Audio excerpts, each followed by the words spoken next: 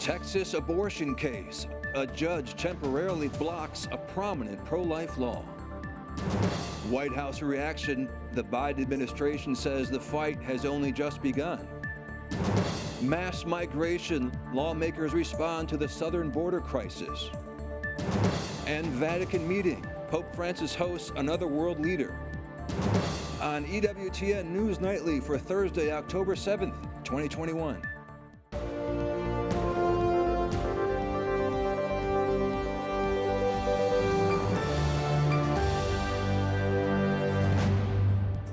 Good evening from Washington, D.C. I'm Owen Jensen, in tonight for Tracy Sable. Developing news in the fight for the unborn. A federal judge has suspended the pro-life Texas law that bans abortions after a baby's heartbeat is detected. In his order, U.S. District Judge Robert Pittman, appointed by former President Barack Obama, called the pro-life law, quote, an offensive deprivation of the right to an abortion. Officials in Texas say they have appealed the ruling. And joining us now for her analysis is Catherine Hadro, host and managing editor of EWTN Pro-Life Weekly. Catherine, great to see you first of all. Good to be with you. Right out of the gate, what's the response been from the pro-life movement on this judge's ruling? Well, you read part of what his ruling is, and pro-lifers are really pointing out this ruling sounds a lot more like pro-abortion advocacy and activism than a just ruling. They're also pointing out that, you know, this was a law, the Texas heartbeat law, that went through the state legislature. It was signed by the governor, and now it's being blocked by an unelected judge. And it just goes to point out why pro-lifers want to see Roe v. Wade overturned so that the abortion battle goes back to the states, because when it's decided by the states, life wins. The judge said he would not sanction one more day of this offensive deprivation of such an important right. Your reaction to that? Wow.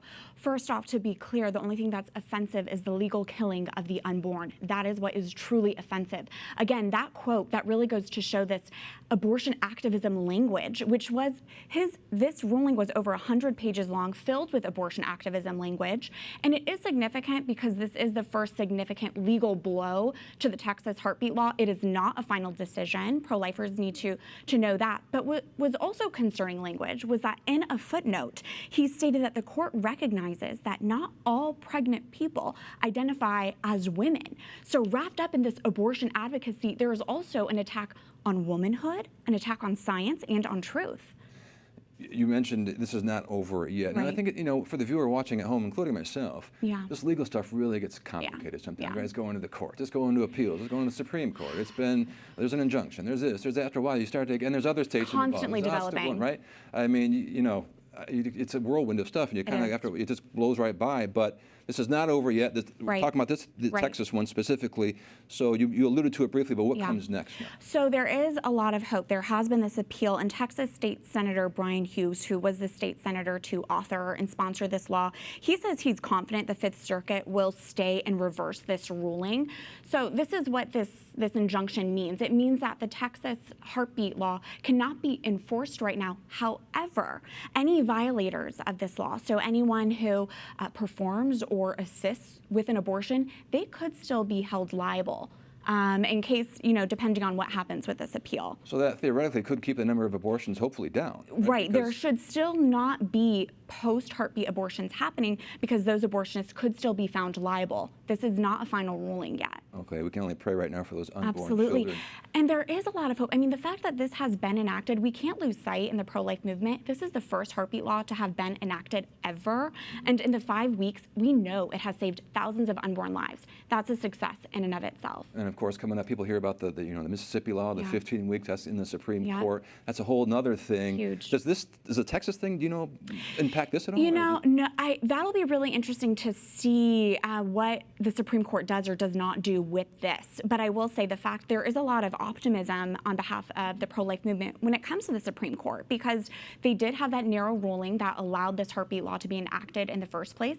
There's a lot of optimism and hope about that upcoming Dobbs case that you alluded to on December 1st as well. Now, your show, EWTN Pro-Life Weekly, an absolutely excellent show. I appreciate You that. ask terrific questions. I learned so much watching your show. And by the way, ladies and gentlemen, it's on tonight, Thursday night, as always. Yes. Who's on tonight? What's on tonight? I imagine you're going to be talking about this. It's a packed show. So we have Representative Virginia Foxx of North Carolina. She has some reaction to that Women's Health Protection Act, which the House voted on in response to the Texas heartbeat law. We have a pro-life OBGYN from Texas. Archbishop Salvatore Cordileone has this beautiful, powerful prayer initiative where he's encouraging Catholics, I know you've reported on it here, to send roses and pray rosaries for House Speaker Nancy Pelosi. We'll speak to him.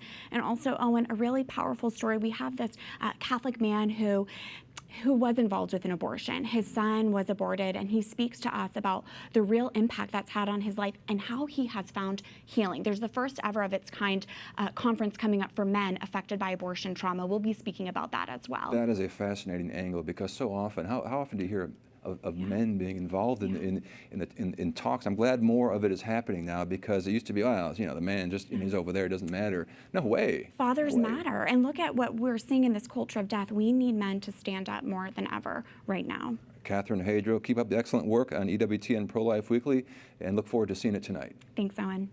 Well, sticking with this story, the White House, of course, applauds the judge's ruling. The Biden administration wants to permanently block the Texas abortion law. White House Press Secretary Jen Psaki released a statement overnight saying the fight has only just begun. She calls the judge's ruling an important step forward toward restoring the constitutional rights of women. The White House claims the Texas abortion law blatantly violates the right to safe and legal abortion established under Roe v. Wade. President Joe Biden did not comment on the case when he departed the White House today, but his position is clear.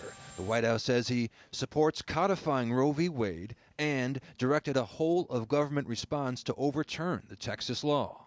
But pro-life groups reject the Biden administration's pushback. Texas Right to Life earlier tweeted, "The Justice Department is asking the court to toss out all logic and judicial precedent in order to cater to the abortion industry." The group also released a statement after the ruling saying, "We are confident that the Texas Heartbeat Act will ultimately withstand this legal challenge." Meanwhile, President Biden traveled to Chicago this afternoon to promote vaccine mandates, which has been very controversial. His federal requirements apply to approximately 100 million people.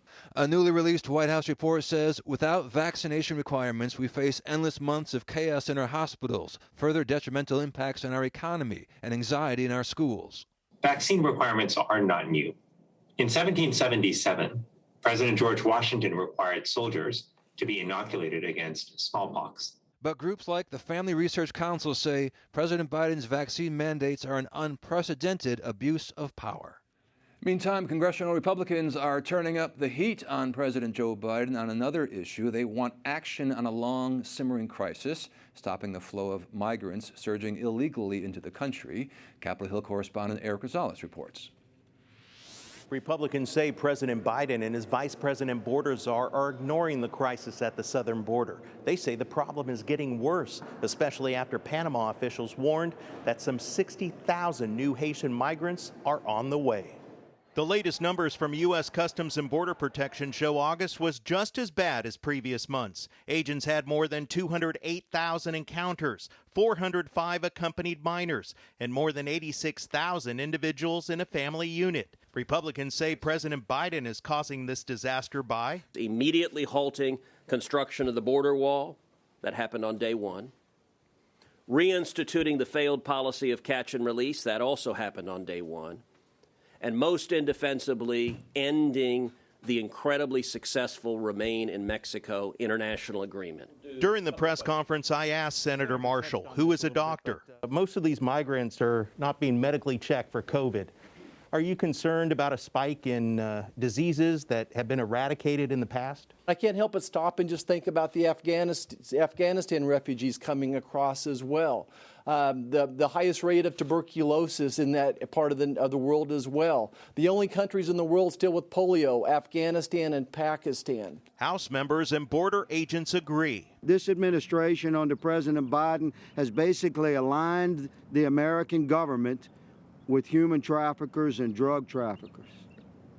It's insane. Once we have the illegal immigration problem under control, then we can go after the criminality on the border. We can go after the cartels. Right now, We just can't do it because our resources are completely and totally tied up dealing with the magnet that is catch and release. It's important to note the U.S. Conference of Catholic Bishops opposes enforcement-only immigration policies and supports comprehensive immigration reform.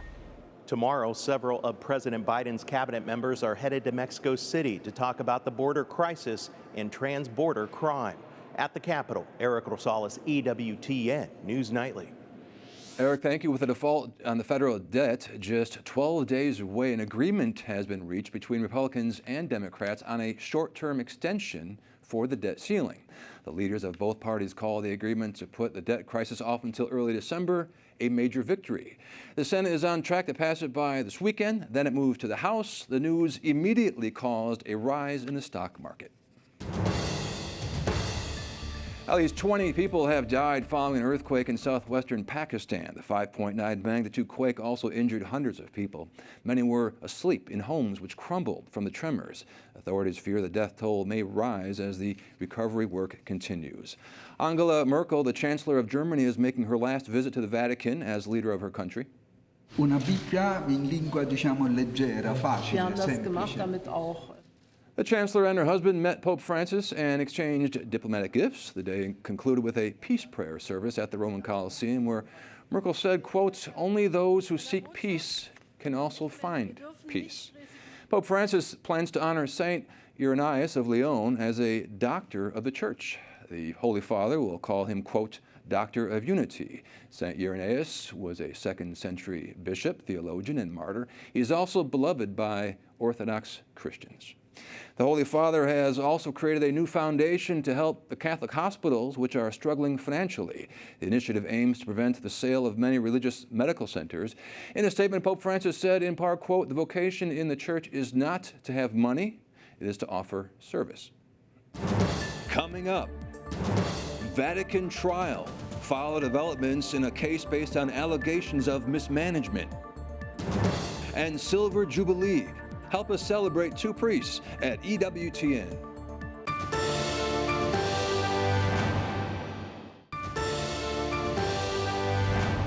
There are new developments in the trial at the Vatican of Cardinal Angelo Becciu and others accused of mismanagement of funds. It's a very complicated case. Lots of people, various charges. It revolves mainly around the Holy See's 2013 investment in a London real estate venture that cost the Vatican lots of money. Prosecutors say they need more time to investigate the charges, and the court will reconvene later next month. Here now is Andrea Gagliarducci, Vatican Analyst for EWTN News, who has been following this story. Andrea, good to see you. Thank you very much for joining us. Bring us up to speed now. What is the very latest in the Vatican court with Cardinal Becciu? Well, Cardinal Becciu has been charged with allegations of embezzlement, but mostly the embezzlement is about money he delivered to a charity in his home diocese that is led by his brother, and to another cooperative association that deals with migrants. So it's not about the full picture, because the big trial there is about the management of funds of the Vatican Secretariat of State, and in particular about the purchase of a luxury real estate in London back in 2018. So Becciu is involved, but just for the initial part of the story, when he was sostituto, so he gave the okay to the operation, to the purchase. But afterward, he had been appointed prefect of the Congregation for the Cause of Saints. So he's no longer involved in that. Even his former secretary, that is convicted in the same trial, Monsignor Mauro Carlino, was in fact the secretary of the new sostituto when things happened. So that's how Becciu is involved, and part of the allegations have to be reinvestigated. So what are the specific charges the Cardinal faces? One of the charges is embezzlement, as I said. Another charge is abuse of office. And then there is another charge that in Italian is called subornazione. It's a strange charge. It's about pressuring one of the witnesses to change his testimony. This witness is Monsignor Perlasca. Monsignor Perlasca was the director of the administrative office of the Secretary of State. And he gave declarations, he gave witness that in fact offended Becciu. Becciu also sued Perlasca for that. But in fact, even this latter allegation will be questioned by the investigators. There will be another investigation because the president of the tribunal found some irregularities in how the investigation was conducted. Of course, the Cardinal denies all wrongdoing. There's a lot going on here, a lot of spinning parts, as they say. But just to sort of simplify it, what can we expect to happen between now and the next court appearance, which I believe is November 17th, right? Yeah, next hearing will be November 17th, but the real date you have to fix on your calendar is November 3. I spoke earlier about Monsignor Perlasca. Monsignor Perlasca was initially investigated, and then he became a sort of super witness. So he gave 5 testimonies to the Vatican police, and these testimonies have been the core of the investigation. But these testimonies were given to the defendants only in a summary, not the audio-video recording of the same testimony. And the tribunal ordered the Vatican prosecutor, that in the Vatican is called the promoter of justice, to deposit the audio-video recordings by November 3. So the defendants will be able to see the full witness of Monsignor Perlasca, and on that they will base their defense. We have to remember that there is not just Cardinal Becciu convicted, there are 10 people with different charges from fraud to embezzlement to corruption, and all of them have faced some irregularities in their trial. So some of the things have to be redone now. And finally, if the Cardinal is convicted, what kind of punishment could he face? Oh well, that's a civil tribunal, so the punishments can vary according to the crime. But in fact, there will be no imprisonment, I would say, because there will be not enough years to be imprisoned. We actually don't know, because generally cardinals are just convicted by a college of parts at Signatura, that is the highest tribunal in the Vatican. It was Pope Francis that changed that and allowed this tribunal to also convict a cardinal. And so we have to see how things will go on after. It's something brand new. Well, very complicated case. We know you'll keep following it very closely. Vatican Analyst for EWTN News, Andrea Gagliarducci, thank you very much for your time. Thanks to you. Up next, Afghanistan update. Hear about the plight of Christians and others left behind. And historic battle, how art remembers the power of the Rosary.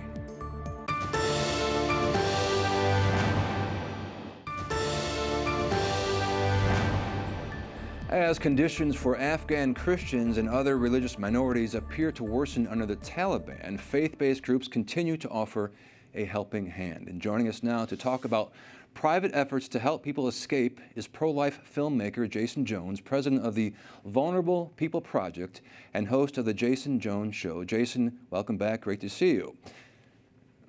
Thanks for having me back on. I really appreciate it. Okay.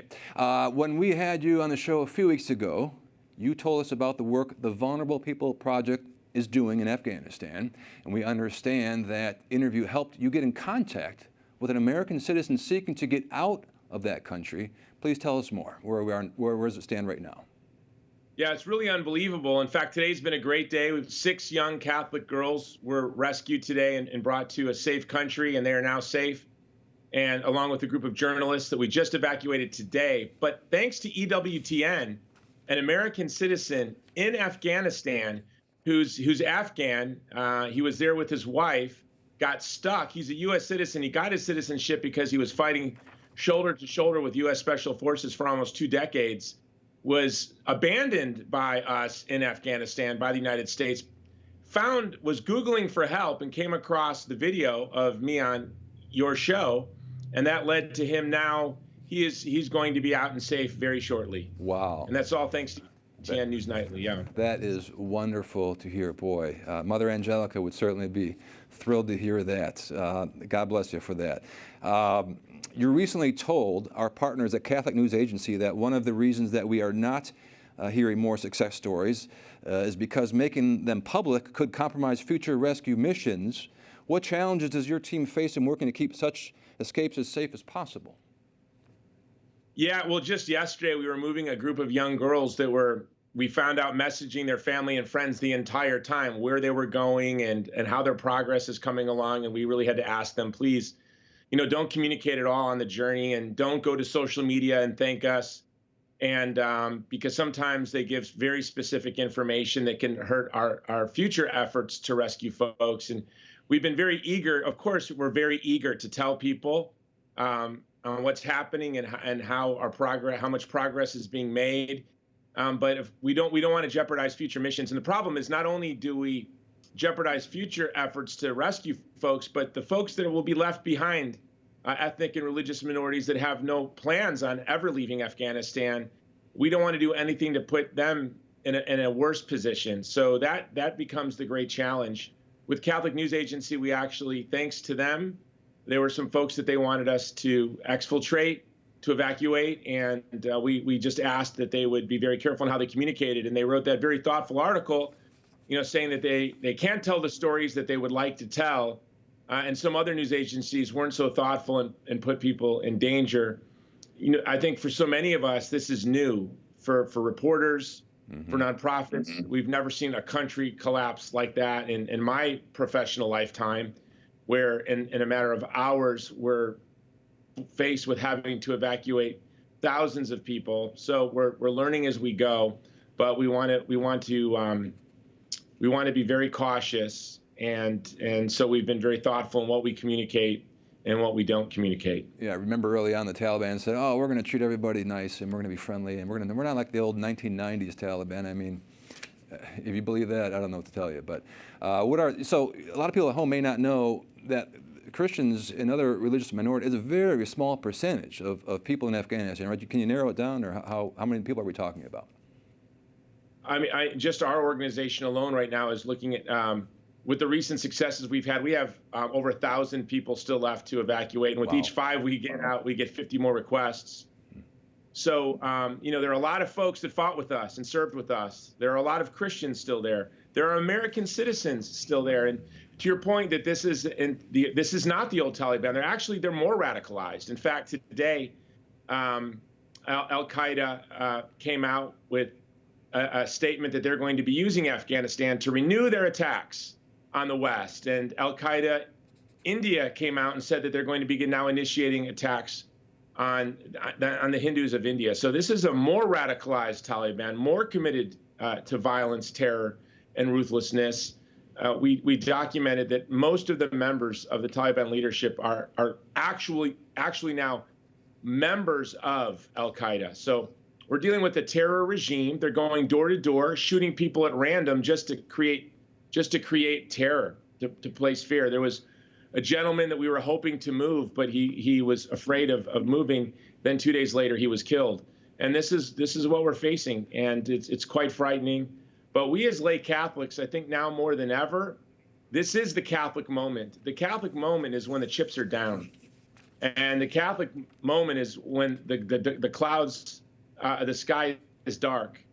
And I think that there's some dark clouds in the sky. There, from the Uyghur and Chinese-occupied East Turkestan to Christians in Nigeria to Hindus in India. We're seeing an increase in terrorism, an increase in violence against vulnerable communities. And I see that as Catholics, it is our vocation to be at the foot of the cross. It is our vocation to stand with the vulnerable. It is our vocation to stand up to those who would terrorize the weak. And thanks to the ham-fisted evacuation of Afghanistan by the Biden administration, now, and with $85 billion in weapons falling into the hands of terrorists, Christians in Sudan, Christians in Nigeria, and even now in the homeland here in the United States, we're going to be facing, I think, increased terror attacks. And Jason, quickly, we've got about 20 seconds. What can people at home, maybe feeling helpless, do to help? You can stand with us shoulder to shoulder. Each movement costs us $75,000 to move a group from Afghanistan to a safe country into a safe house. Our website is thegreatcampaign.org, thegreatcampaign.org. St. John Paul the Great asked us to launch a great campaign in defense of human dignity, and that's what we're doing. And I know so many of us feel helpless, but thanks to EWTN, thanks to being on your show, an American citizen is going to be back home.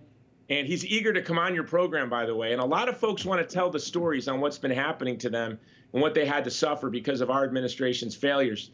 And so I hope this gentleman can be on your show. Absolutely. In the coming days.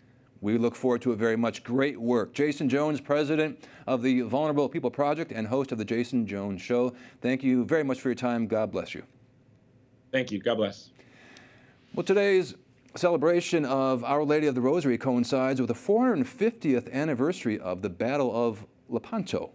Art and relics from the historic battle are on exhibit at Madrid's Royal Armory. In 1571, long time ago, a Turkish naval invasion threatened Europe. St. Pope Pius V turned to fasting and the Rosary. Historians say the Holy League's resulting naval victory at Lepanto spared Christendom from Muslim conquest. Finally, tonight is not only the Feast of Our Lady of the Rosary, today also marks a big day for two priests here at EWTN. Today marks the Silver Jubilee, or 25th anniversary of profession for Father Mark Mary of the Eternal Word and Father Dominic Mary of Our Lady of Grace. Now, to mark the occasion, the head of the Diocese of Birmingham, Alabama, celebrated Mass at EWTN. In his homily, Bishop Stephen Reka called the two priests instruments by which God reaches others, and he thanked God for the hope which Father Mark and Father Dominic provide through their work and their witness. Well, thank you for tuning in this evening. I'm Owen Jensen. Tracy's back tomorrow. We will leave you tonight with more of the anniversary celebrations for Father Mark and Father Dominic. God bless you.